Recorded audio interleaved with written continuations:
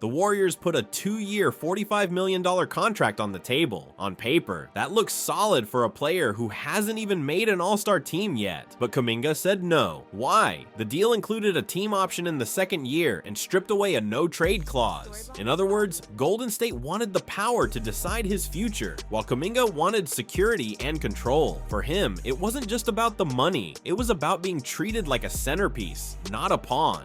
Kuminga's camp has been loud about his frustration. He doesn't want to feel like a bargaining chip. Reports say he even used the word pawn to describe how he's being treated. At just 22, he sees himself as more than a role player. He wants the chance to grow into a franchise star with a contract that proves the team actually believes in him. That's why he turned down the short-term offer and pushed for bigger, longer frameworks, like the ones the Suns and Kings floated in sign and trade talks. On the other side, the Warriors are cautious. They've been down this road before with young players. They know if they lock into a big deal too early, it could backfire. Golden State's dynasty core, Steph, Draymond, and Klay, was built on patience and timing. Throwing $90 million at a player who hasn't fully proven himself yet. That feels risky for a front office already juggling salary cap problems and future planning. So while Kuminga sees it as disrespect, the Warriors see it as protecting themselves. And here's where things get messy. Because of the standoff, the Warriors' entire offseason has been frozen. No veteran signings, no big trades, no real movement at all. Every possible deal comes back to the same question: what's happening with Kuminga? Until that gets answered, Golden State is stuck spinning in place while other contenders reload. It's not just a front office battle. This drama is spilling into the locker room. Analysts like Shannon Sharpe have even called out head coach Steve Kerr, suggesting that Kerr's lack of trust in Kuminga during past seasons helped create this mess. Think about it.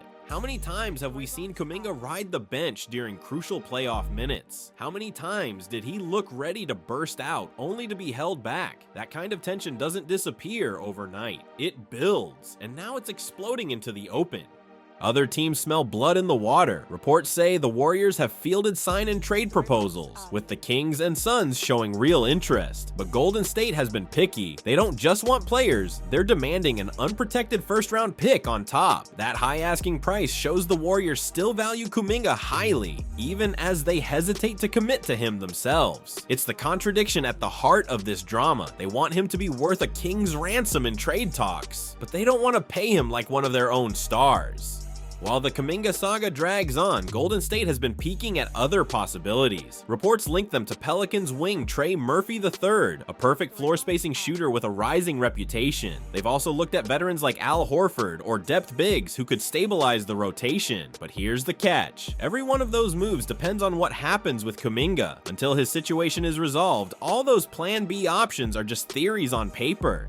NBA insiders say the Warriors front office is circling one date, the February trade deadline. That's the point where they'll have to make a decision. Either they strike a deal with Kuminga and move forward, or they trade him while his value is still high. Waiting past that point risks losing leverage and walking into the summer with no clarity. In a league that moves fast, waiting too long could cost them everything. From Kuminga's perspective, this isn't just about one deal, it's about shaping his career path. He knows the Warriors are still Steph Curry's team. He knows his minutes and role have been inconsistent, so he's asking himself, why should I tie my future to a franchise that hasn't fully trusted me? If he bets on himself and finds a team willing to give him both money and freedom, he could finally step into the spotlight he believes he deserves. For the Warriors, it's the ultimate balancing act. Do they double down on the young talent they've been grooming, or do they flip him for proven pieces to maximize Steph's final years? Every day they hesitate, the pressure grows. Fans want answers, players want stability, and rival teams are circling, waiting for their chance to swoop in.